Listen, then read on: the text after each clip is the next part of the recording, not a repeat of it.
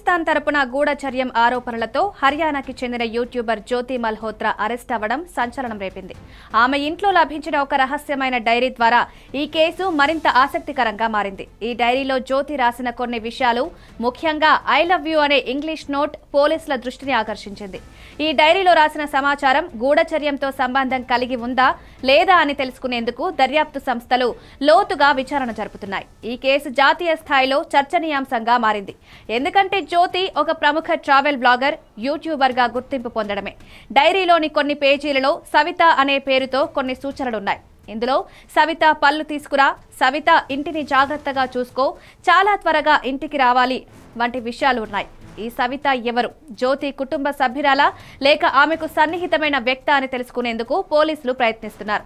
డైరీలో కొన్ని మందుల పేర్లు కూడా రాసి ఉన్నాయి. అవి నిజంగా మందులేనా లేక ఏదైనా రహస్య కోడ్ లాంగ్వేజ్ అనే దానిపై దర్యాప్తు జరుగుతోంది.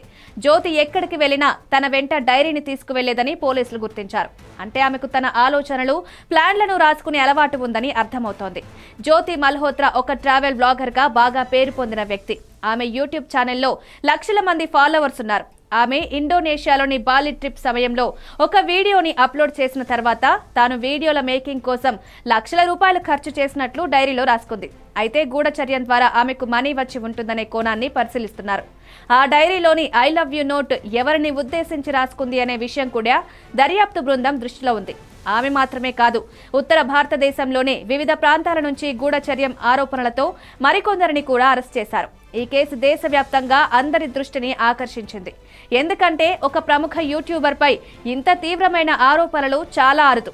జ్యోతి గతంలో పాకిస్తాన్, చైనాకి కూడా ప్రయాణించినట్టు తెలుస్తోంది. ఇది ఆమెపై అనుమానాలను మరింత పెంచింది. ఆమె పాకిస్తాన్లో ఒక తీర్థయాత్ర సందర్భంగా ఏం చేసిందనే విషయంపై కూడా పోలీసులు దృష్టి సారించారు. ఆమె డైరీలో రాసిన విషయాలు ఆమె ప్రయాణాలతో సంబంధం కలిగి ఉన్నాయా లేదా అని తెలుసుకునేందుకు దర్యాప్తు జరుగుతోంది. ఈ కేసు ఆమె యూట్యూబ్ కెరీర్ను కూడా ప్రశ్నార్థకం చేస్తోంది. ఎందుకంటే ఆమె ఉగ్రవాదులు చూసేందుకు వీలుగా వారికి ఉపయోగపడేలాంటి రహస్య ప్రదేశాల వీడియోలను అప్లోడ్ చేసిందనే కోణంలో కూడా విచారణ జరుగుతోంది. డైరీలోని రహస్యమైన నోట్లు, ఆమె ప్రయాణాల గురించి రాసిన విషయాలు ఈ కేసుకు కీలకమైన సాక్ష్యాలుగా మారాయి. ఈ కేసు సోషల్ మీడియాలో కూడా తీవ్ర చర్చనీయాంశంగా మారింది. జ్యోతి మల్హోత్రా ఒక హిందూ యూట్యూబర్ కావడంతో కొందరు ఈ కేసును మతపరమైన కోణంలో చూస్తూ వివాదాస్పద వ్యాఖ్యలు చేస్తున్నారు. అయితే పోలీసులు ఈ కేసును జాతీయ భద్రతకు సంబంధించిన కోణంలో మాత్రమే పరిశీలిస్తున్నారు. జ్యోతి గతంలో ఒడిశాలోని జగన్నాథ దేవాలయాల్ని సందర్శించిన సందర్భంలో మరొక యూట్యూబర్తో సంబంధం కలిగి ఉన్నట్టు తెలిసింది. ఆ వ్యక్తిని కూడా పోలీసులు విచారిస్తున్నారు. ఈ ఘటన భారతదేశంలో సోషల్ మీడియా ఇన్ఫ్లుయెన్సర్లపై నమ్మకాన్ని ప్రశ్నార్థకం చేస్తోంది.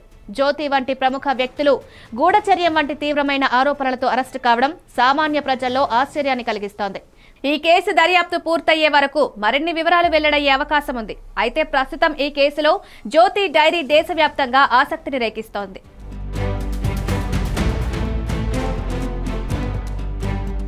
మరిన్ని వీడియోస్ కోసం సబ్స్క్రైబ్ చేసుకుని కిందున్న బెల్ ఐకాన్ని నొక్కండి. థాంక్యూ.